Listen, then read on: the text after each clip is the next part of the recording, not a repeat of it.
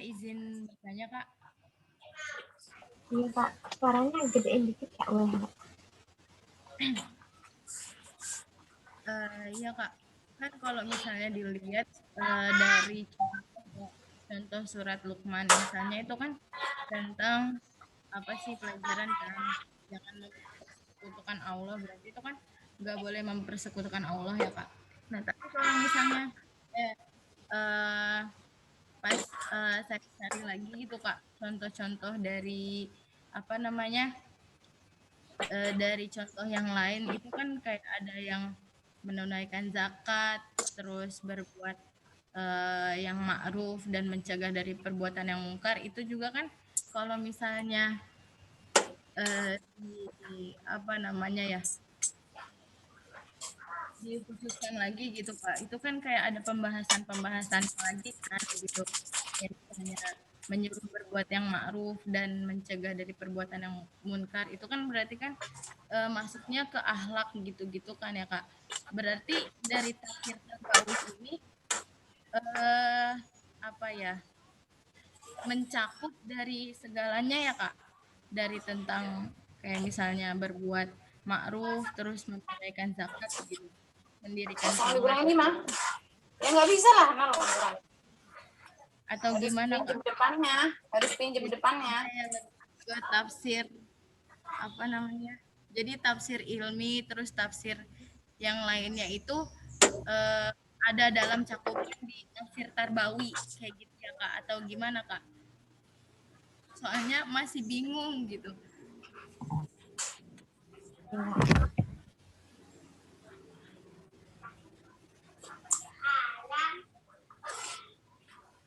Kurang asin lah ya Bang.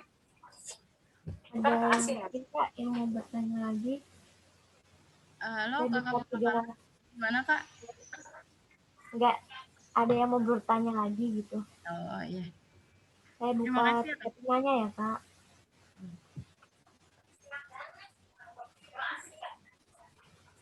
Kalau mama kurang asin ya? Tapi takut kasinan.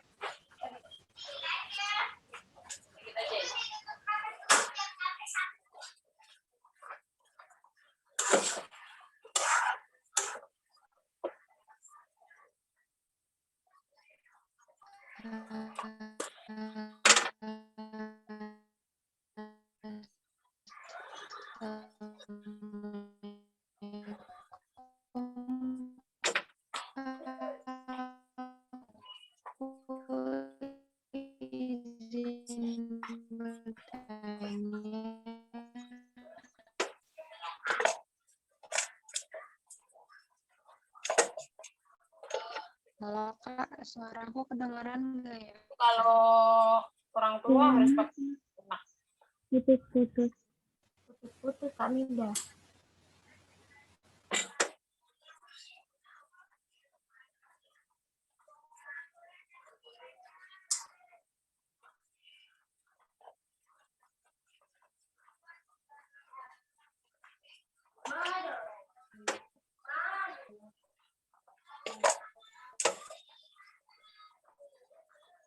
Halo.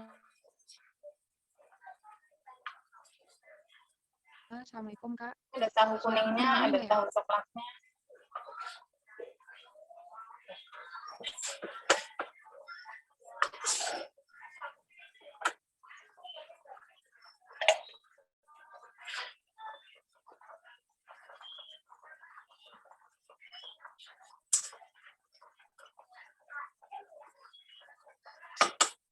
Ya, mau ajar dulu.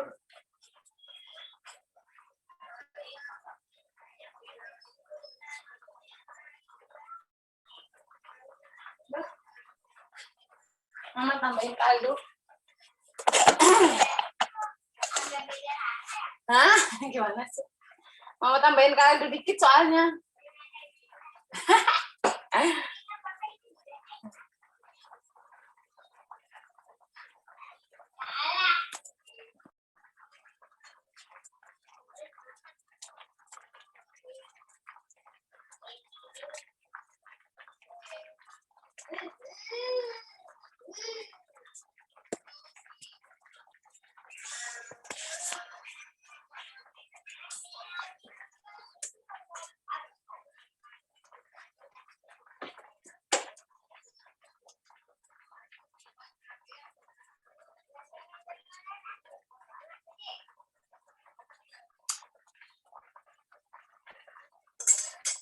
Wes, selamat menikmati.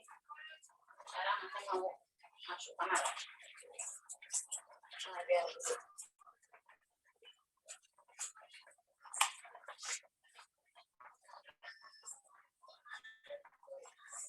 tapi maaf ya,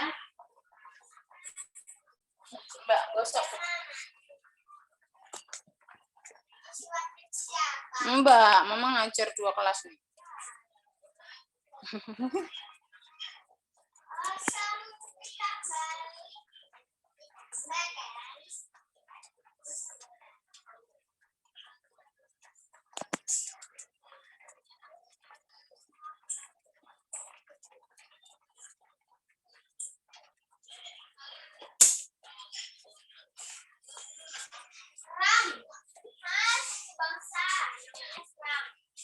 Serang.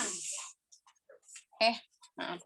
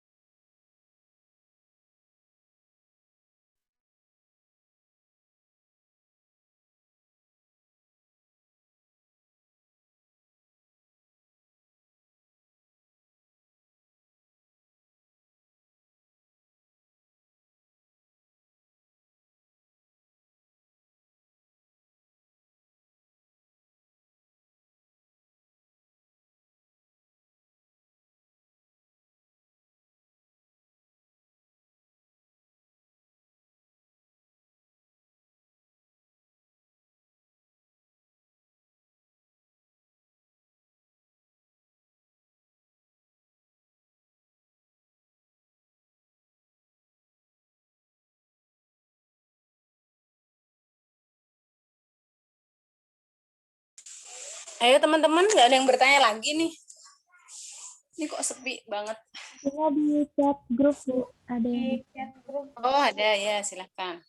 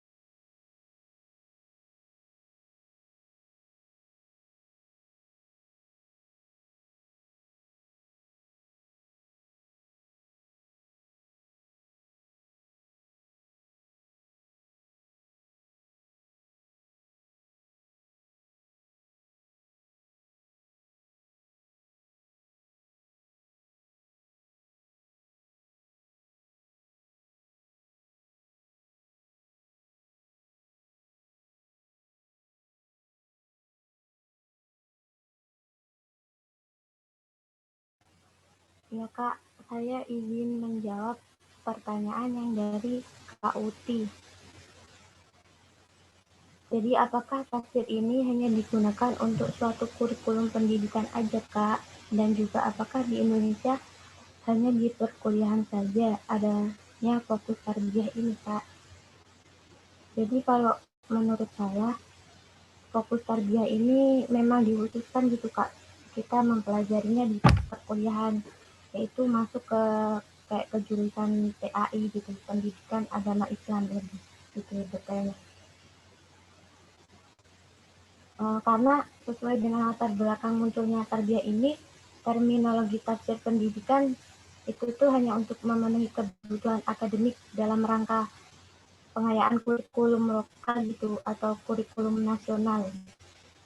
Ya harapannya jurusan tarbiyah ini tuh mampu mempersiapkan calon pendidik dalam wilayah pendidikan Islam. Oleh karena itu, agar pendidikan Islam mampu mewarnai profesi yang dipandang oleh yang dipandang oleh pendidik secara profesional, yaitu menuju pendidikan yang islami yang mampu mengembalikan paradigma pendidikan kepada sumber dasar ajaran Islam, yaitu Al-Quran dan Al-Hadis.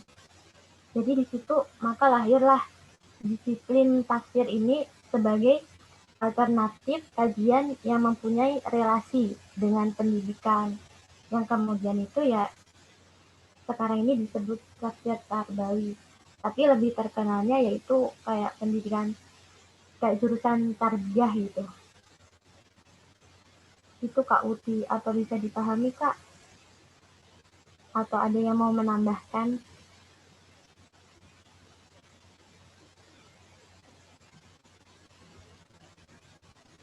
Kak Uti?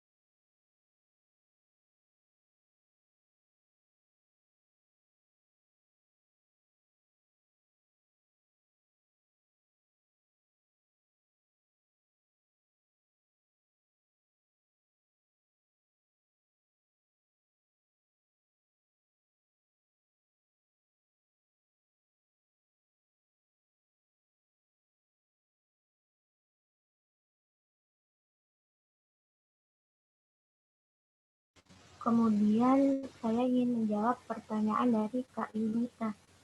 Kan tadi di aplikasi contohnya kan saya ngambil dari surah Al-Luqman ayat 13. Terus kata Kak Yunita ada contoh lain kayak tentang zakat, tentang amar ma'ruf nahi mungkar gitu. Apakah tarbiyah ini tuh mencakup semuanya gitu kan? Jadi itu tarbiyah itu lebih menuju kayak ke pendidikan gitu Kak. Kayak proses pendidikan yang berusaha membentuk kesempurnaan peserta didik. Jadi itu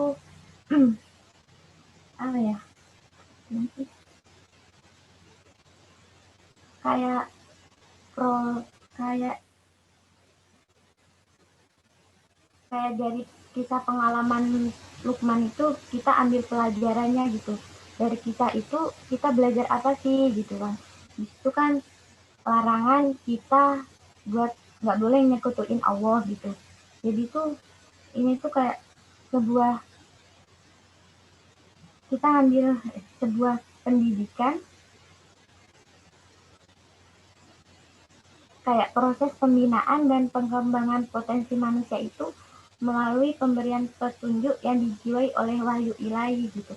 Jadi itu kita ngambil contohnya dari Al-Quran gitu Kak. Hal ini tuh akan menyebabkan potensi manusia dapat tumbuh dengan produktif dan kreatif tanpa menghilangkan etika ilahi gitu. Oh, oh, iya ya Kak. Jadi gini ya Kak, adanya tafsir Tarbawi ini gitu maksudnya, jadi ya walaupun ada materi tentang akhlak, tentang apa pembuatan manusia gitu kan, itu kan apa ya? Kalau kita lihat-lihat itu kan, kalau kayak pembuatan manusia itu kan lebihnya ke apa ya? Ke tafsir yang lainnya ya gitu ya Kak. Iya Kak. Tafsir ilmi gitulah, yang ilmu gitu. Berarti kalau misalnya di tafsir yang Tarbawi ini kita lebih mengambil pelajaran dari ayat tersebut untuk proses pembentukan anak didik gitu ya Kak. Ya, sebuah ya proses pendidikan kita gitu loh.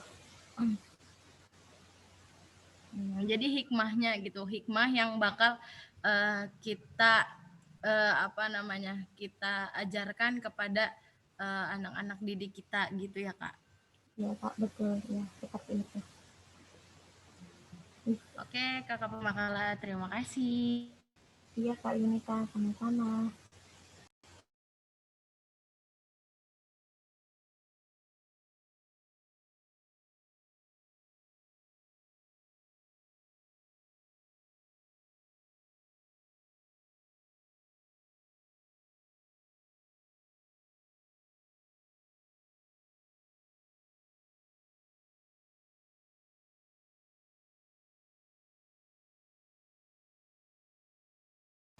Kemudian ada pertanyaan dari Kak Azka.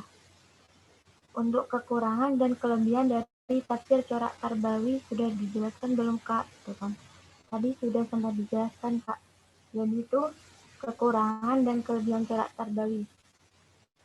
Tafsir Tarbawi ini tuh kayak merupakan ijtihad gitu Kak. Kayak jalan gitu, jalan yang akademisi di bidang tafsir. Itu tuh berupaya mendekati Al-Quran melalui sudut pandang pendidikan. Jadi tuh kita memahami Al-Quran dari pendidikan gitu, kita ambil pembelajarannya gitu, baik dari segi teoretik maupun praktik gitu. Sehingga diharapkan paradigma pendidikan dapat dilandaskan kepada kitab suci. Jadi tuh apa pendidikan yang kita ajarin itu tuh kita pelajari itu semua tuh berlandaskan dari kitab suci dan petunjuk kitab suci mampu diimplementasikan sebagai dasar pendidikan. Tafsir dalam wacana keilmuan sebenarnya tidak jauh berbeda dengan disiplin ilmu lainnya, tapi kekurangannya itu hanya saja sebagian masyarakat masih memberikan perhatian yang sedikit gitu dibanding dengan yang lain, sehingga upaya dan terobosan penyegaran pemahaman kitab suci ini tuh kadang justru jangkal gitu buat dipahami sama orang gitu Kak. Gimana Kak Azra? Bisa dipahami Kak? Ya Kak, makasih Kak. Iya Kak, sama-sama.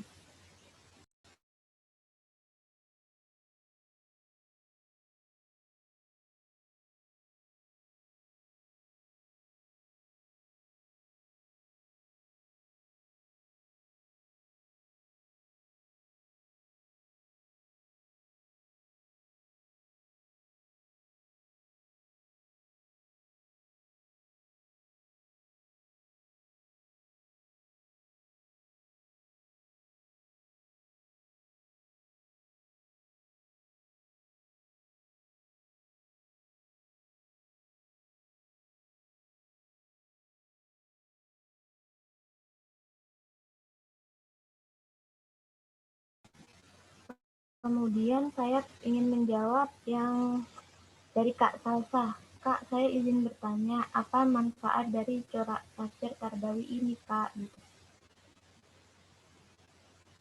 Jadi tuh manfaat tafsir Tarbawi ini tuh ada tafsir ini tuh sebagai basis keimanan yang merupakan pengetahuan tertinggi nilainya gitu dan terdasar kedudukannya dalam susunan pengetahuan manusia sebelum pengetahuan keilmuan yang lain. Terus manfaat lagi, tafsir ini tuh sebagai konfirmasi terhadap kebenaran yang diungkap dalam pengetahuan eksploratif. Artinya itu pengetahuan pengetahuan keimanan dalam pendidikan Islam dan pengetahuan eksploratif harus saling menguatkan dan membenarkan. Terus manfaat ini juga, tafsir ini juga itu ada sebagai pelengkap dan penyempurna akan pengetahuan yang belum tuntas. Artinya itu tafsir ini tuh harus memberi penjelasan tentang fenomena-fenomena yang tidak dapat dijelaskan oleh ilmu pengetahuan yang eksploratif. Terus ada manfaatnya lagi, pengisi nilai terhadap pengetahuan eksploratif. Artinya itu tafsir dimaksudkan sebagai pengetahuan yang dapat mewarnai pengetahuan eksploratif agar tidak bebas nilai melalui penanaman nilai-nilai transenden atau etika atau moral. Terus ada manfaatnya lagi, tafsir ini tuh sebagai jembatan yang menghubungkan pesan-pesan ketuhanan agar dapat ditangkap oleh manusia gitu. Dengan kata lain, tafsir ini merupakan sarana untuk memberi kesan membumi terhadap pesan-pesan ilahi yang bersifat suci dan transenden. Gitu Kak Salsa, kalau menurut aku. Gimana Kak? Ya, Kak. Tadi pengetahuan eksploratif apa eksplorasi? Itu tuh sama aja sebenarnya Kak. Kalau menurut aku sih eksplorasi sama eksploratif gitu. Iya nggak sih Kak? Sama aja. Sama aja iya. Iya. Gitu.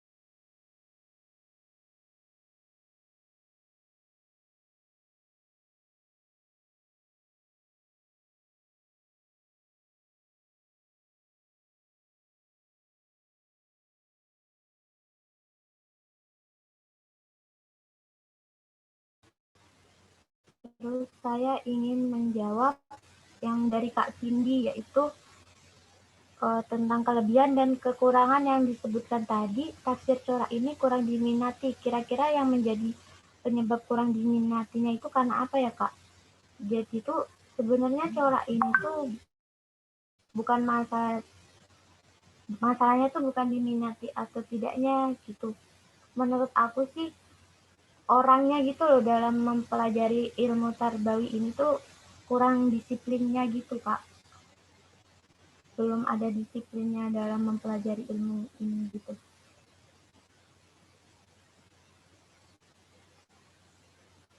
Gimana Kak Cindy Hoyrul? Maksud dari kurang disiplinnya itu yang kayak gimana ya Kak? Maksudnya bisa lebih dijabarin lagi? Enggak.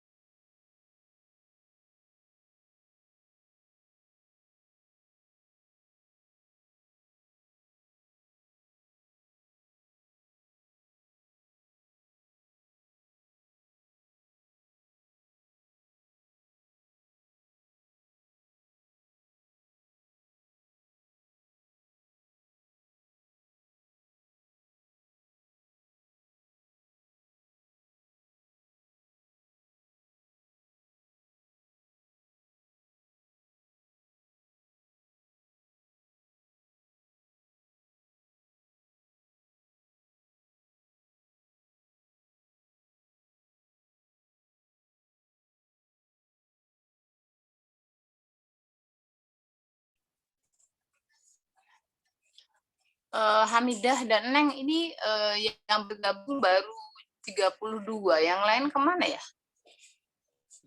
34 nih sekarang nambah.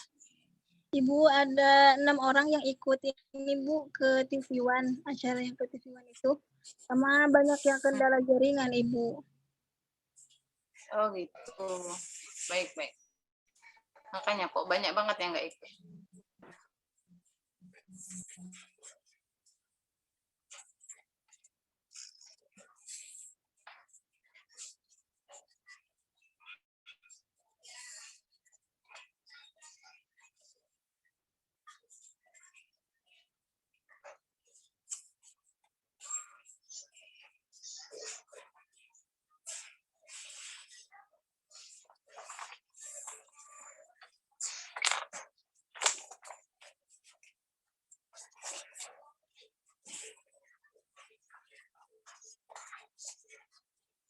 Masih ada lagi yang mau bertanya? Atau sudah? Atau sudah dijawab semua belum pemakanan? Belum, Bu. Ini masih ada pertanyaan 2, Bu, yang belum kejawab kayaknya. Kalau ditambah minumannya di sini apa di sini? Nggak di sini. Terus nggak bisa. No, tambah 5 ya 5.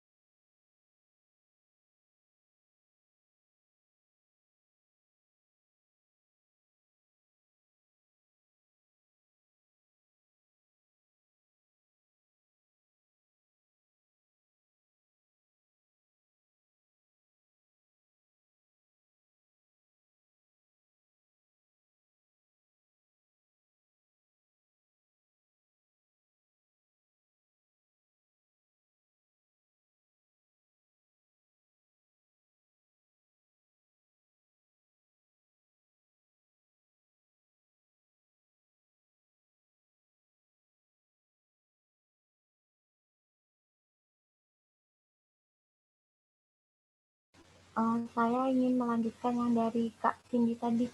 Maksudnya kurang disiplin itu gimana sih gitu kan. Jadi itu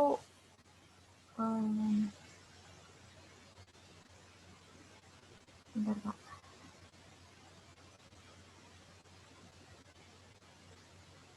Itu tuh kurang disiplinnya itu karena masyarakat di situnya itu masih dangkal itu, Kak, tentang pengetahuan pendidikan ini gitu.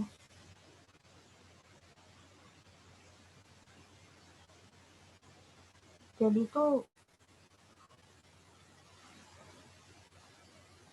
jadi karena mungkin penyebarannya belum terlalu luas, jadi peminatnya yang kurang sedikit dari orang-orangnya gitu ya, Kak? iya gitu, masyarakatnya tuh ngasih perhatiannya tuh masih dangkal gitu, sehingga tuh upaya dan terobosannya pemahaman kitab suci itu tuh kadang justru dipahami tuh dangkal gitu. Kondisi ini tuh kalau dicermati tuh karena dalam pembagian corak tafsir pun itu dibedakan karena adanya tafsir bil maksud, terus tafsir bil roi. Kalau tafsir bil maksud kan dianggap tafsir yang paling autentik gitu. Kalau yang bil roi kan dianggap masih membawa banyak masalah yang harus diselesaikan. Dengan demikian itu, Kak. supaya pemahaman Al-Quran yang diyakini keuniversalannya itu telah memunculkan berbagai terminologi yang berkaitan dengan pemahaman Al-Quran. Hadirnya terminologi tafsir tarbawi dalam hal ini tuh merupakan sebuah metode pemahaman kitab suci yang dilihat dari sisi pendidikan dan lebih memperhatikan corak pendidikan gitu dalam memberikan analisisnya. Itu Kak. Iya Kak, makasih Kak Titin buat penjelasannya. Iya Kak.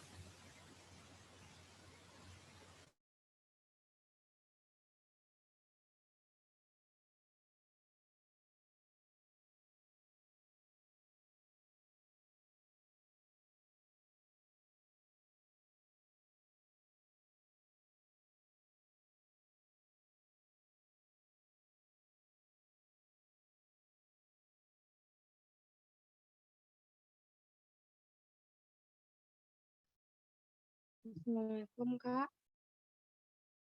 Suara Hamidah kedengeran nggak ya?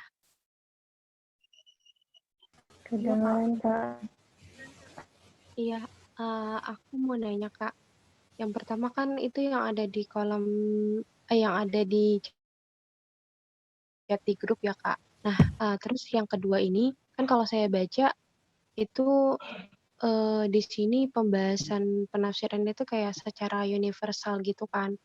Terus ada beberapa ungkapan ta'lim juga. Nah, apakah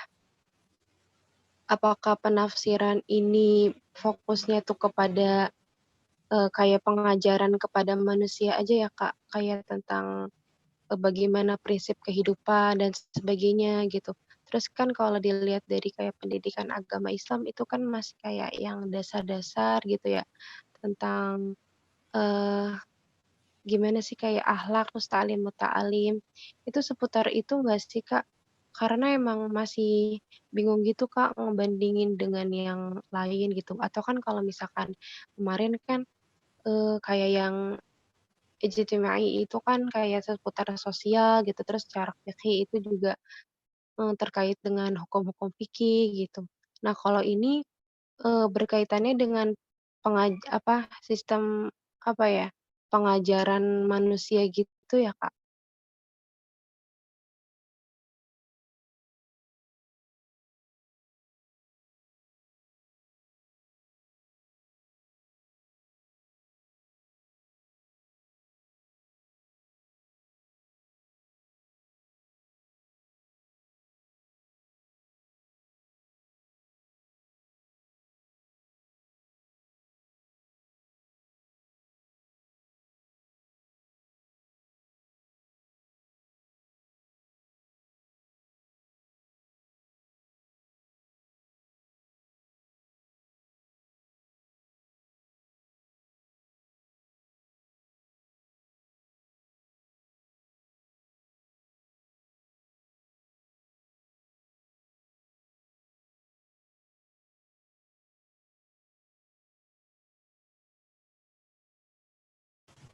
Iya Kak Nida, jadi aku pengen jawab pertanyaan dari Kak Nida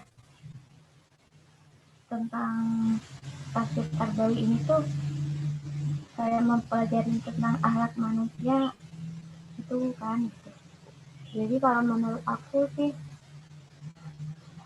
dia yang mempelajari gitu tentang akhlak manusia yaitu ta'lim muta'alim gitu.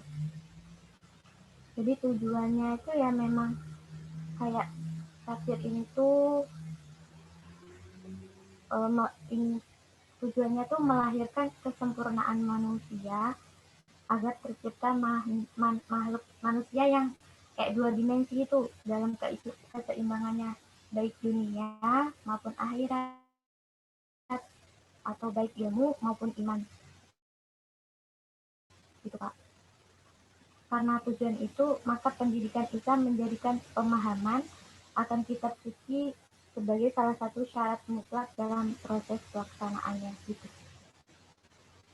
Jadi itu emang menciptakan manusia dari keilmuannya dan keimanannya gitu biar mantep gitu Kak. Itu kalau menurut aku Kak Amidah, gimana Kak?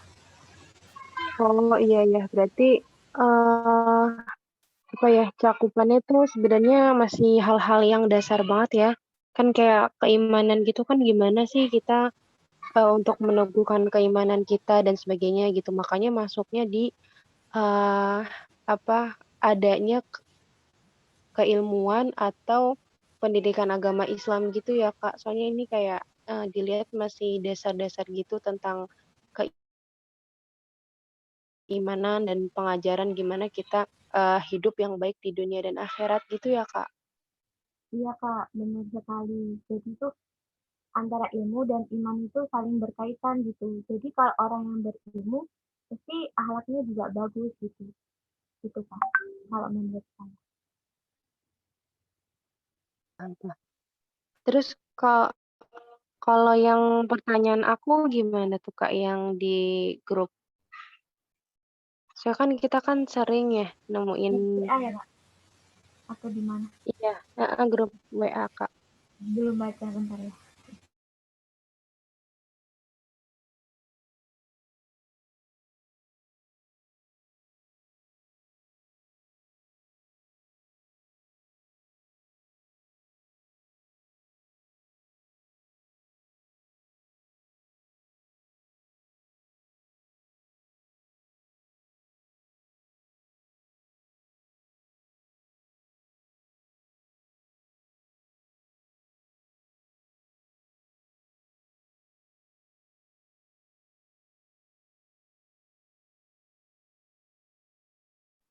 Yang ini ya Kak, gimana ya caranya kita mengetahui kalau ayat tersebut adalah ayat yang ada intisari pendidikan dan termasuk ke dalam kategori ayat yang bisa ditafsirkan dengan cara terbawi. Akankah ayat yang terdapat redaksi afala tatafakkarun atau afala ta'qilun gitu kan. Jadi kalau menurut aku ya Kak, kalau kita membedain ayat tentang Iya. kalau mau membedakan ayat tentang pendidikan itu tuh, kalau menurut aku sih itu kayak sebuah peringatan gitu loh Kak, gitu. Kayak yang tadi contohnya di surah Al-Luqman gitu kan, di artinya dan ingatlah gitu. Jadi itu tuh kayak sebuah peringatan gitu. Kalau menurut aku gitu Kak.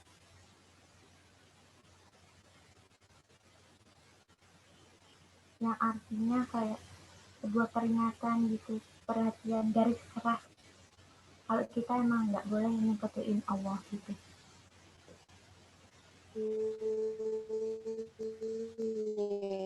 Iya. Oh iya, bisa juga sih Kak. Berarti kalau yang kayak misalkan yang demikian itu merupakan ciri-ciri orang yang berpikir gitu-gitu, kira-kira bisa juga nggak Kak? Saya kan kadang kan ada tuh ya ayat yang akhir tuh redaksi ketika ada ayat yang akhirnya seperti itu sebelum mukanya. Kak, boleh diulangin nggak? Yang pertama tadi putus-putus.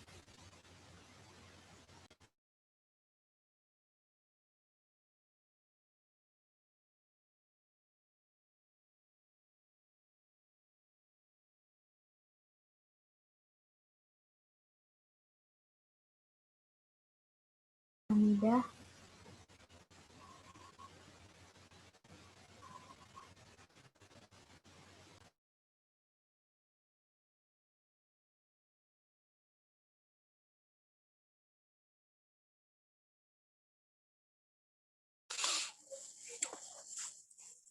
Teman-teman, saya mulai dari saya ya. Masih ada yang belum dijawab nggak? Nah, tadi satu katanya. Masih Yang satu. apakah tafsir ilmi sama tarbawi ada keterkaitannya gitu Bu? Oke, baik. Silakan pemakalah juga boleh mencari jawabannya, tapi nanti mungkin sedikit akan saya singgung ya. Baik, bismillahirrahmanirrahim. Assalamualaikum warahmatullahi wabarakatuh.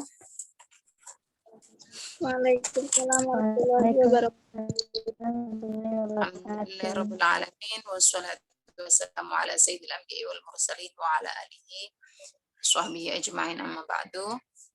teman-teman kelas 2E semua yang berbahagia.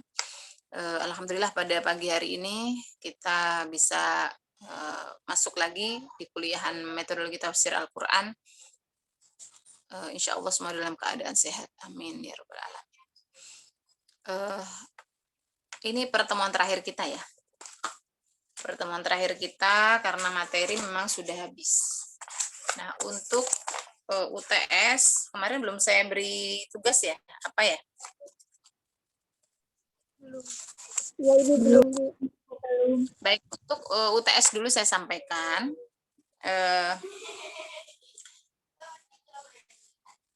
Saya ingin gitu teman-teman, mungkin ini karena metodologi tafsir itu mata kuliah yang sudah mulai masuk pada prodi. Mohon maaf saya tutup.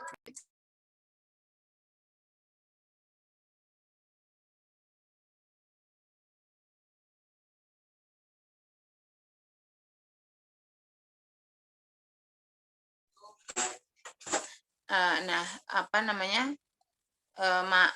Metodologi tafsir adalah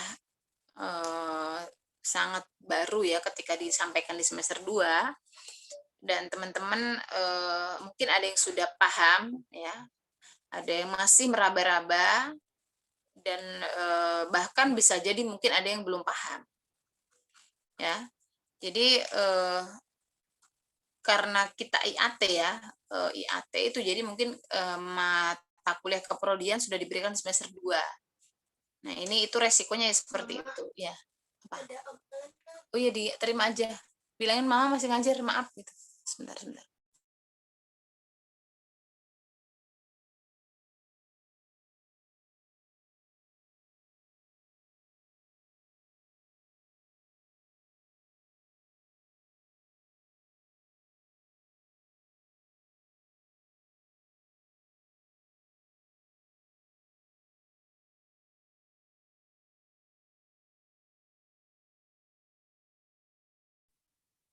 Ada tamu.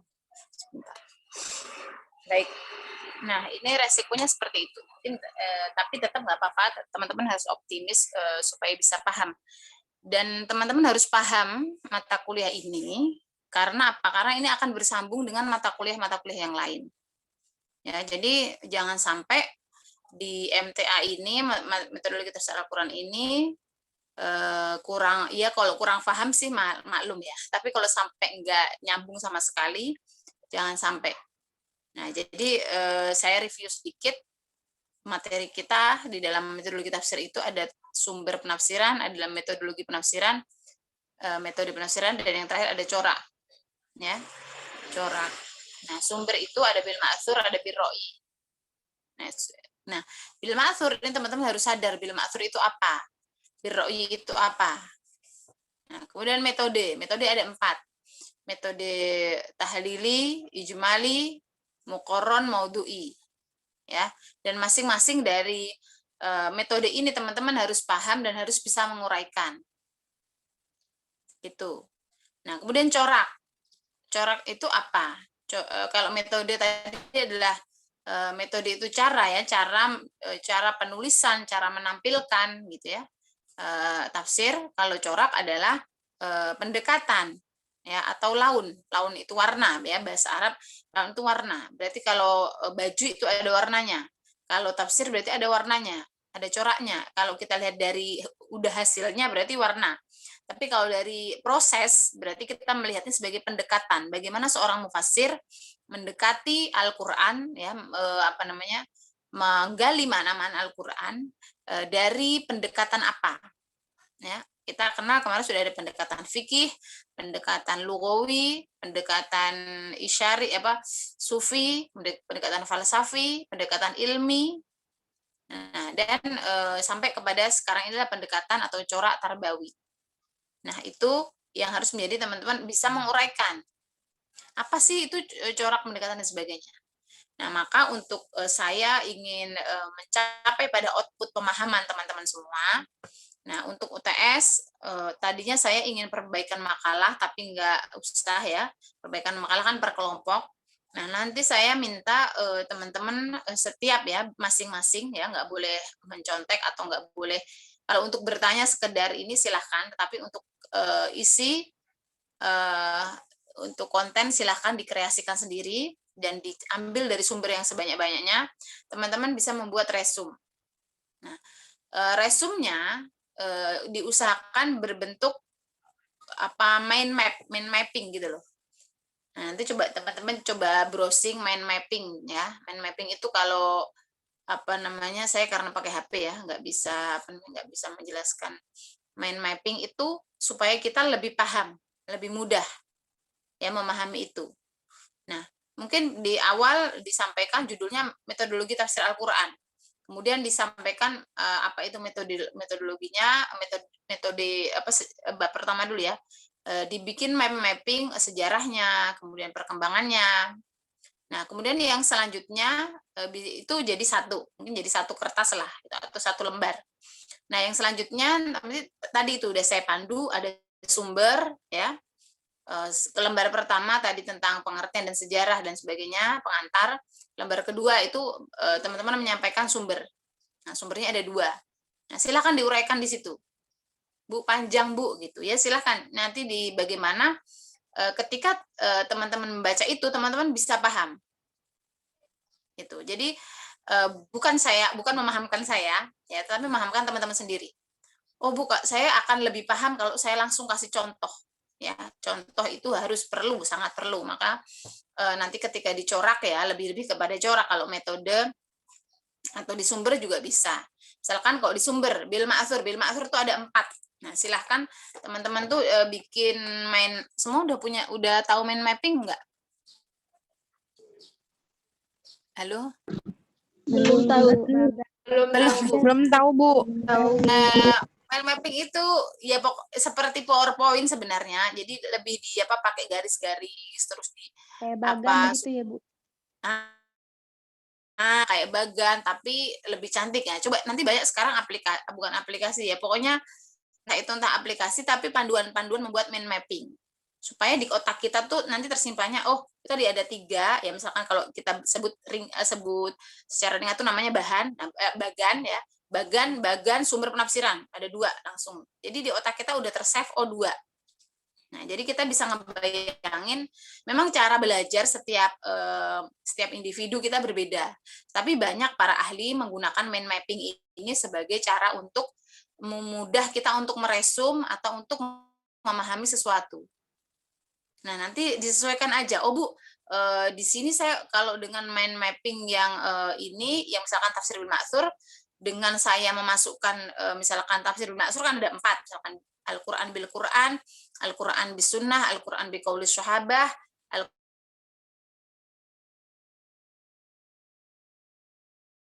ya wirda, misalkan wirda butuh pakai penjelasan, ya silahkan.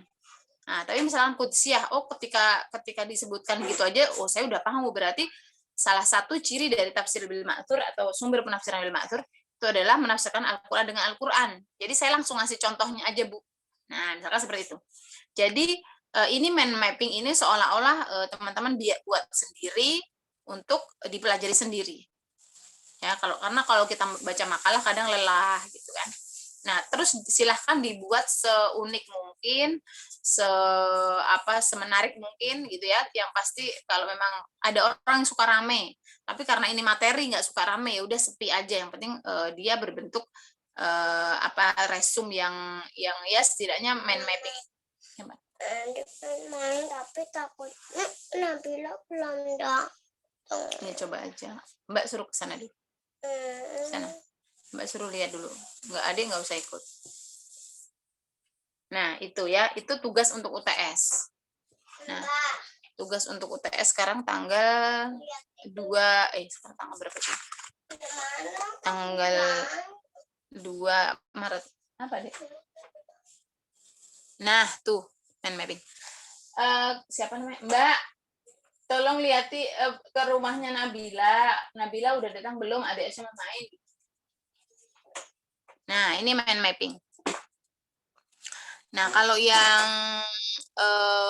ini yang 1, 2, 3 ya. Nomor 3 ini kan banyak banget nih. Jadi kayaknya cabangnya terlalu bingung ya. Nah, atau itu tadi mau dibikin yang pertama tentang pengertian dan sejarah dulu, atau kemudian yang kedua baru sumber. Nah, yang ketiga jadi nanti jadi beberapa lembar gitu ya. Yang ketiga jadi metode, dan yang keempat dari corak. Nah, ini mind mapping. Terima kasih. Siapa yang share? Saya ada iklan tadi Bu, sama. mind mappingnya berupa PowerPoint nggak, Bu?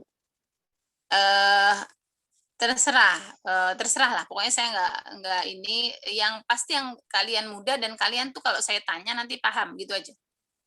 Jadi misalkan Mau tulis tapi tangan juga nggak apa-apa. nggak apa-apa. Tapi biasanya itu udah ada yang apa sih namanya, formatnya itu udah ada, bisa kita download biasanya. Jadi udah ada yang format. Kalau kita kan biasanya kan kalau sekarang sudah bisa ada ngedownload yang PowerPoint yang bagus-bagus itu kan sekarang udah bisa download tuh. Nah, itu kalau nggak salah ya, mind mapping ini juga sudah bisa ada yang di-download gitu. Tapi kalau tulis tangan tetap saya terima. Apapun lah, yang penting itu outputnya teman-teman paham, itu aja. Mau bagaimana caranya ya, mau di print, mau di terserah gitu. Yang penting silahkan nanti dikumpulkan ya, nanti nggak tahu mau dikumpulkan kapan ini. Sekarang tanggal 2, mau berapa hari? Ini udah hari terakhir atau nanti 2 minggu cukup nggak? Kan karena memang harus belajar dulu, harus dibaca dulu. Dibaca dulu, nanti baru. Kurang lama? Iya, Bu. Berapa? Iya, Kurang lama. kurang Oke, lama. sampai akhir Maret deh. Akhir Maret saya tunggu. 31 Maret ya. Gimana? Baik. Kurang lama nggak? Ya, Bu. Ya, Bu. Enggak. Ya. Jadi sebelum Ramadan kita udah udah selesai. Tinggal UAS ya nanti. Tinggal UAS. Kalau UAS saya harus mengikuti jadwal. Oke, 31 Maret saya tunggu itu hari Rabu. Gimana? Materinya sampai corak Tarbawi ini, Bu? Atau Iya. sampai mana? Sampai corak Tarbawi. Nah, jadi teman-teman memang saya paksa untuk baca. Nah, karena mungkin nanti semester depan bacanya udah yang lain. Itu tadi saya sampaikan bahwa ini adalah mata kuliah yang yang menjadi dasar di prodi dan akan terus dipakai terus. Nanti akan ketemu mata kuliah yang nyambung-nyambung lah dengan ini akan. Nah, ini jadi kita perlu paham dari sekarang. Tapi itu lagi silahkan menampilkan, Bu, saya bisanya tulis tangan, silahkan. Bu, sayanya mau saya bikin PowerPoint, silahkan. Atau saya silahkan. Tapi intinya adalah jadi teman-teman memahami peta atau memahami sumber itu gimana sih, posisinya ada di mana. Nah, karena sering saya sampaikan ya beberapa kali lah, tidak sering, bahwa seperti tafsir dengan tafsir corak sufi. Tafsir corak sufi itu ada yang mengatakan, ada yang memberikan pendapat itu masuk pada sumber. Ya, jadi sumber itu ada bil ma'thur, bil ro'yi, dan bil isyari, atau dengan petunjuk batiniah isyari. Tetapi mayoritas ulama atau pengkaji tafsir memasukkannya hanya dalam corak, tidak sebagai sumber. Itu. Jadi itu salah satu akhirnya nanti jadi sumber itu cuman ada 2 gitu aja. Jadi memang nggak apa-apa, tapi dibuat sesederhana mungkin, silahkan. Jadi mungkin, tapi kalau misalkan nanti memang ini masih tanggal 2 kan, masih lama lah, insya Allah bisa lah ya. Jadi diusahakan dulu nanti sebisa mungkin akhir Maret sudah selesai. Dicicil aja, misalkan 1 hari atau setiap weekend nyicil ya, itu bisa. Tapi memang harus baca dulu ya. Bacanya dari mana? Dari makalah-makalah ya. Kemudian kalau dari penjelasan saya, kalau yang mencatat, nah itu pasti ada gitu kan. Karena kalau saya menjelaskan itu ya mungkin sudah saya rangkum dari berbagai bacaan yang inti-intinya. Nah, gitu. Nah, itu tentang tugas UTS ya. Saya rasa nggak ada yang bingung gitu ya, semuanya dari awal sampai akhir corak tafsir ini. Jadi nanti ketika masuk metodologi dijelaskan dulu ya, walaupun nggak panjang. Metode itu apa? Nah, kemudian corak itu apa ya, seperti yang saya sampaikan tadi kan, itu ringan, sedikit tapi kita paham. gitu. Dia harus paham. Nah, nanti kalau ada hambatan dalam perjalanan boleh silakan menanyakan ya, menanyakan, Bu, ini saya nggak paham di mana itu, silakan. Oke, itu tugas UTS. Kita ke pembahasan hari ini tentang tafsir tarbawiyah. Nah, salah satu corak dalam tafsir ini yang baru sebenarnya, corak itu tafsir itu kan mengalami perubahan. Jadi corak atau pendekatan itu bisa bertambah, ya, bisa bertambah. Seiring bertambahnya ilmu pengetahuan yang ada, ya, kemudian seiring dengan penelitian dan seiring dengan kebutuhan. Nah, termasuk dengan tarbawi ini, pendekatan tarbawi ini. Dulu belum ada kebutuhan untuk itu. Nah, tapi ke sini tadi ya, dengan pembelajaran adanya fakultas tarbiyah di dalam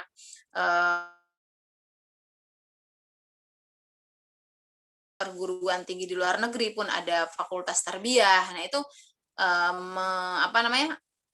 memancing atau mengharuskan akhirnya muncul pendekatan tafsir dengan tafsir tarbawi atau tarbiyah. Nah, kalau kita lihat dari itu kan berarti tarbiyah itu pendidikan, ya, pendidikan. Jadi tafsir tarbawi ini lebih sebenarnya menekankan pada tema-tema untuk keperluan pendidikan Islam atau tarbiyah. Tarbiyah itu kan bahasa aslinya artinya kan tarbiyah itu pendidikan Islam. Nah, nanti kalau bicara pendidikan itu ada beberapa kalimat, ya, beberapa kalimat.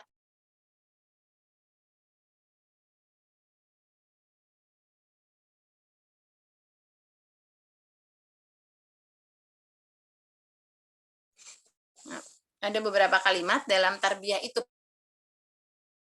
penggunaannya, ya. Nanti ada ta'dib, ya, ada ta'dib. Kemudian ada tarbiyah, ya, tarbiyah, ta'dib, kemudian ada ta'lim. Ya, ta'lim, kalau kita sering dengar ta'lim, belajar gitu ya. Ada tazkiyah. Tazkiyah itu sebenarnya ya membersihkan diri, tapi pembelajaran ternyata artinya juga ada tarbiyah, ada ta'dib, ada ta'lim, dan ada tazkiyah. Nah, itu kalau kita lihat dari direvasi atau apa ya, pembelajaran ya dalam Al-Quran itu ada menggunakan empat kosakata itu. Nah, jadi kalau ditanyakan berarti kalau kemarin saya jelaskan ada kotak, ya, ada kotak tentang pendekatan, kotak pertama dari Al-Quran, kotak kedua di sini berarti adalah ilmu-ilmu tarbiyah atau ilmu-ilmu tentang pendidikan Islam, ya. Kemudian yang terakhir akhirnya kotak ketiga adalah muncul penafsiran dengan corak tarbiyah. Nah, berarti ini kalau di sini tuh tema-tema, ya, tema-tema tarbiyah, baik nanti pendapat, ya, pendapat tentang ulama atau tentang tokoh, tentang teori atau tentang konsep tarbiyah. Nah, jadi kenapa memang lebih masyhur kita gunakan tarbiyah, tapi kalau dilihat maknanya yang beragam tadi bisa dilihat dari beberapa makna tadi. Nah, itu tadi ya, ini adalah termasuk ilmu yang baru, ya, yang yang baru berkembang di masa era kontemporer, bisa dibilang itu baru 19 di abad ke-19 ini, masih baru sekali lah gitu. Masih baru. Tetapi sebenarnya kalau kita melihat dari sejarah atau melihat dari cikal bakal awalnya tuh gimana sih gitu. Awalnya ya kalau di masa sebelum Rasulullah sudah kita kenal dengan nabi pertama, ya, Nabi Adam. Ya, Nabi Adam. Nabi Adam itu juga seorang mendidik gurunya. Jadi yang harus disadari itu pendidikan itu, kalau teman-teman pernah ngaji alala tanalul ilma illa bisitatin, ya, orang mencari ilmu itu ada 6. Jadi tarbiyah atau pendidikan itu membutuhkan waktu yang lama, nggak bisa. Ketika saya mengajar atau saya mendidik, misalnya dengan kata saya mendidik kelas 2E, 1 kali pertemuan. Nah, tidak bisa. Mendidik itu harus berkali-kali terus. Jadi proses pendidikan itu terus. Nah, berkelanjutan gitu. Nah, itu. Kemudian apa tadi? Kalau embrio dari Nabi Adam ya, kalau dari zaman Rasulullah juga sebenarnya sudah, tapi kan di masa Rasulullah dalam kajian tafsir itu kan belum terpetakan.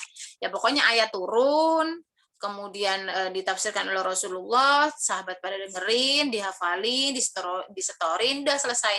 Ada masalah nanya ke Rasulullah, nggak ada masalah ya udah. Nah itu yang mudah di masa Rasulullah itu selesailah urusan, nggak banyak ikhtilaf atau perbedaan pendapat. Nah kemudian kalau kita lihat sebenarnya tafsir Tarbawi ini embrionya juga adalah dari tafsir maudhu'i, atau maudhu'i itu kan tematik ya. Nah dari tafsir tematik. Nah jadi tematiknya apa? Tema tarbiyah. Nah tapi tarbiyah ini kan luas sekali tarbiyah itu teman-teman. Nggak cuman ya pendidikan itu apa, tetapi apa? Pertama adalah Tarbawi itu sasaran pendidikan. Ya, pertama yang masuk dalam tentang ayat-ayat tentang sasaran pendidikan Al-Qur'an. Nah, contohnya misalkan wa aminu bima unzilat wa aminu bima anzaltu wa aminu bima anzaltu musaddiqan lima ma'akum wa la takunu awwala kafirin bih wa la tashtaru bi ayati thamanan illa qalila. Itu iya kan? Itu Al-Baqarah ya. Nah, itu apal semua. Wa aminu bima. Nah, di antara ya tentang atau sasaran atau tujuan diturunkannya Al-Qur'an sendiri itu adalah untuk apa? Beriman. Wa aminu. Ya, wa aminu bima anzaltu. Beriman kepada Allah yang telah anzaltu sudah menurunkan Al-Qur'an ya. Dalam hal ini kitab Tauratnya Nabi Musa ini ya kalau di sini, bukan Al-Qur'an ya. Tetapi di sini adalah ada kata-kata amin, berarti tujuan ya. Tujuan sasaran pendidikan Al-Qur'an itu adalah beriman. Nah, tadi disinggung tadi juga oleh teman-teman. Jadi meliputi apa? Tentang keimanan, ketakwaan, tentang ibadah, tentang akhlak, tentang kesehatan sosial, tentang keterampilan yang berkaitan dengan tujuan akhirnya adalah beriman kepada Allah, itu masuk dalam kategori tafsir Tarbawi. Nah, maksudnya bisa diambil ayat itu ya untuk melihat dari sisi pendidikannya, gitu loh. Jadi kan karena kalau corak itu kan pendekatan, berarti pendekatan ayat ini gini. Abdullah ibn Daras mengatakan bahwa memang Al-Qur'an itu bagaikan mutiara. Dia digosok dari manapun, itu akan keluar dari cahaya masing-masing. Nah, teman-teman punya mutiara nggak di rumah? Atau batu akik ya. Ya. Kalau digosok dari sebelah kanan, keluar cahayanya yang begini. Yang sebelah kiri ya, kalau mutiara yang punya mutiara atau berlian. Nah, berlian kadang masih hanya beberapa. Berlian tuh kadang cuma cahayanya ke sini ungu, ke sini putih, sini. Tapi kalau sudah mutiara ya itu banyak cahayanya. Itulah Al-Qur'an. Jadi ayat tentang tadi wa aminu bima anzaltu musaddiqan lima ma'akum, ini bisakah ditarik menjadi ayat yang kita tafsirkan secara Tarbawi, Bu? Bisa. Karena apa? Karena menjadi tujuan sasaran pendidikan Al-Qur'an. Nah, terus kalau kita mau kaji lagi berkaitan dengan apa ini ya ayatnya ya, wa aminu bima anzaltu musaddiqan lima ma'akum wa la takunu awwala kafirin bih wa la tashtaru bi ayati thamanan qalila. Oh, berarti wa la tashtaru, jangan menukarkan ayat. Berarti ini termasuk hukum-hukumnya bisa nggak Bu kita kaji sebagai orang yang menukar ayat dengan harga rendah gitu ya. Maksudnya jual beli ayat, atau misalkan suruh ngaji tapi qori, misalkan di sini ada qori. Saya tapi mau tampil qori tapi saya harus dikasih 1 juta. Nah, misalkan jual beli ayat ya, bisa jadi kategori itu. Nah, bisa saja. Nah, jadi satu Al-Qur'an, bahkan satu Al-Qur'an itu bisa kita lihat dengan corak yang berbeda-beda. Kalau nanti ahli fikih ya ayat itu ya yang lahir dari satu ayat itu yang menonjol fikihnya. Tapi kalau ahli bahasa yang menonjol dari satu ayat yang sama juga itu yang menonjol dari sisi sastra bahasanya. Nah, satu lagi orang sufi ya, ahli sufi melihat ya dari hasilnya produknya adalah sufi. Nah, jadi tidak ada pengotakan ayat-ayat ya, tetap ada yang lebih condong itu yang mana, misalkan ayat akidah itu kan sudah jelas yang mana, itu juga ada. Tapi itu tadi bahwa kita melihat Al-Quran itu bisa masuk pada berbagai hal, asal tidak ngawur ketika menafsirkannya. Kalau mencocok-cocokkan atau membenarkan pendapatnya dengan Al-Quran, nah itu yang salah. Asalkan syarat-syarat menafsirkannya tepat. Ya, yang pertama adalah tentang sasaran pendidikan, yaitu ada keimanan, ibadah, akhlak dan sebagainya tadi. Nah, yang kedua, tafsir ayat Tarbawi ini berkaitan dengan komponen pendidikan Al-Qur'an. Apa aja komponen dalam pendidikan itu? Ya, ada apa sih tujuan pendidikan itu apa, ya? Ada pendidik, bagaimana seorang pendidik. Kemudian atau guru ya, pendidik atau guru itu bagaimana? Ya, itu dicontohkan oleh Nabi Ibrahim, ya, ketika beliau bermimpi disuruh diminta oleh Allah untuk menyembelih Nabi Ismail, ya, akhirnya beliau menanyakan kepada anaknya, enggak serta merta langsung, Ismail, besok pagi saya sembelih. Nah, enggak gitu, ya, besok kamu pagi saya sembelih. Itu adalah bagaimana seorang pendidik, dalam hal ini ya orang tua, ya guru, ya sebenarnya pendidik itu tidak serta-merta seperti walaupun wahyu dari Allah. Apalagi itu yang membuat bingung. Maka Nabi Ibrahim mengajak diskusi. Ya, Ismail, semalam itu saya mimpi kayak gini. Saya disuruh oleh Allah menyembelih kamu. Menurut kamu gimana? Nah, ya kan? Nabi Ibrahim bertanya begitu. Nah, kemudian, oh ya baiklah ayah, kalau memang itu adalah perintah Allah, oke, kita ikutin, laksanakan ayah. Nah, itu sebagai juga adab seorang anak didik, gitu ya. Anak didik itu merespon sesuatu ya, misalkan seperti Nabi Ismail itu dicontohkan. Nah, kalau memang itu perintah Allah, silahkan ayah. Nah, bukan malah ya kok gitu sih ya?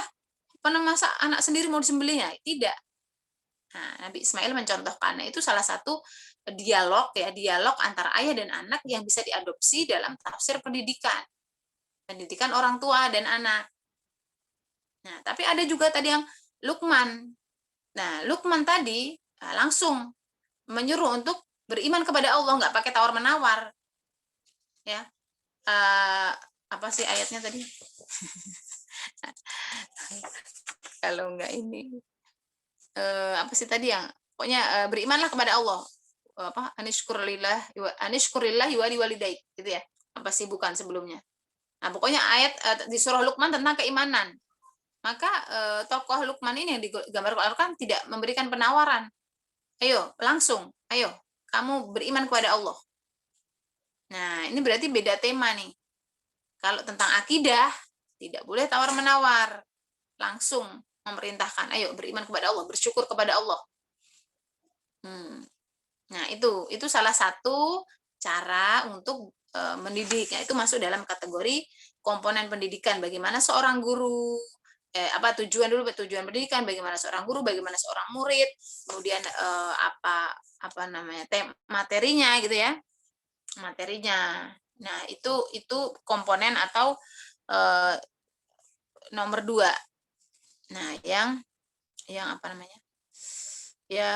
berkaitan dengan Tarbawi. Nah, nomor 3 adalah berkaitan tentang strategi. Nah, strategi mendidik gitu ya. Ya, jadi gimana supaya ternyata dalam mendidik itu ada strateginya, gimana supaya mudah diserap oleh mahasiswa atau oleh murid kita ya, yang suka anak kecil, muridnya berarti guru PAUD, guru SD, guru SMP. Nah, bagaimana supaya menarik? Ya, supaya pendidikannya sesuai. Jadi ketika saya mengajar mahasiswa dan saya mengajar PAUD itu beda. Nah, itu gimana? Nah, itu juga dicontohkan Al-Qur'an. Tentang syahrul Ramadan alladzi unzila fihil Qur'an. Jadi di situ dijelaskan bahwa Al-Qur'an pertama kali diturunkan pada bulan Ramadan dan sebagainya. Nah, itu cara-cara Al-Qur'an mengajar itu nggak langsung gitu ya. Kadang dengan sindiran, kadang dengan cerita. Jadi kalau mau belajar metode mendidik, sebenarnya Allah itu sudah mengajarkan dengan cara menurunkan Al-Qur'an. Apa? Kalau teman-teman bisa simpulkan. teman-teman belajar Al-Quran turun berangsur-angsur. Oh, berarti belajar itu ya berangsur-angsur, nggak bisa blek langsung satu Quran. Jadi kita ada semester 1, semester 2, semester 3, ada tahap-tahap dalam belajar, ada SD, ada SMP. Nah, kemudian ada ayat kisah. Oh, berarti kita bisa mengajarkan dengan kisah. Nah, ada dengan nyindir, Al-Quran yang menyindir gitu. Oh, berarti kita bisa, bukan nyindir ya sebenarnya, menyampaikan sesuatu tetapi tidak dengan secara langsung. Nah, itu juga Al-Quran Al-Quran menggunakan metode itu. Ada yang langsung, ada yang tidak langsung. Nah, kemudian langsung tentang tafsir ayat tentang pendidikan dan pembelajaran ya. Yaitu tadi yang saya sampaikan, ada dengan aplikasi metode kisah gitu kan, metode ibroh, metode mau idoh ceramah, kemudian ada tanya jawab, ada dialog, diskusi, debat bahkan ya. Nah, kemudian dan lain-lain. Kemudian tentang evaluasi. Jadi belajar itu ada evaluasinya. Ya, evaluasi pembelajaran itu juga banyak Al-Qur'an yang menyinggung itu. Ya tadi ditanyakan afala tatafakkarun, afala ta'qilun. Apakah bisa kita tarik dalam tafsir Tarbawi? Bisa. Nah, kaitannya dengan ayat sebelumnya apa? Nah, belakangnya tuh afala tatafakkarun, dan depannya apa? Nah, itu bisa kita kaitan. Oh, berarti kita misalkan ayat-ayat kauniyah. Oh, berarti kita suruh berpikir. Afala tadabbarun misalkan. Bertadabur, kita diminta untuk nggak cuma berhenti mikir tapi harus meneliti misalkan. Nah, itu bisa dikaitkan dengan seperti itu, evaluasi pendidikan. Nah, kemudian adab ya sudah masuk berkaitan dengan adab menuntut ilmu. Nah, itu jadi bisa satu ayat itu dilihat dari segi kacamata tarbiyah. Tadi langkah-langkahnya sudah ada, kemudian kelebihan kekurangan sudah ada ya. Kelebihan kekurangan juga sudah ada. Kemudian tadi apakah ada kaitannya dengan tafsir ilmi? Nah, sebenarnya ada atau tidak itu tergantung mufassirnya. Tapi kalau secara kita kajian ya, tafsir ilmi itu kan lebih kepada penelitian yang mengaitkan tentang penelitian yang ilmiah ya, penelitian ilmiah. Nah, tapi kalau tafsir Tarbawi coraknya lebih kepada pendidikan tadi yang melingkupi baik dari sistem pendidikannya maupun ininya itu bisa digali dari Al-Quran, baik metodenya dan sebagainya. Baik, mungkin itu dari saya. Silakan kalau ada yang mau bertanya atau menambahkan boleh, atau ada yang belum dijawab. Ini jam berapa ya? 9:30. Ada dosen lain nggak? Ada. Oke. Kalau tidak ada pertanyaan cukup. Kalau ada mau bertanya silahkan. Kita emang agak ini ya, agak terlambat tadi.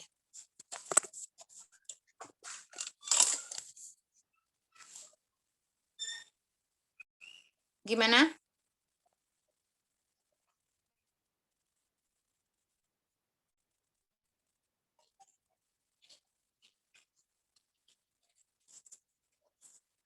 Cukup ya? Ibu, saya ingin bertanya, cuman di luar materi, Bu. Kan kita udah ini ya, Bu, udah selesai nih materinya kan. Terus tapi kita tetap kuliah kan, Bu, atau gimana, Bu? Enggak lah, udah selesai. Masih mau masuk lagi? Oh. Enggak, sudah. Jadi Jumat besok sudah nggak ada perkuliahan.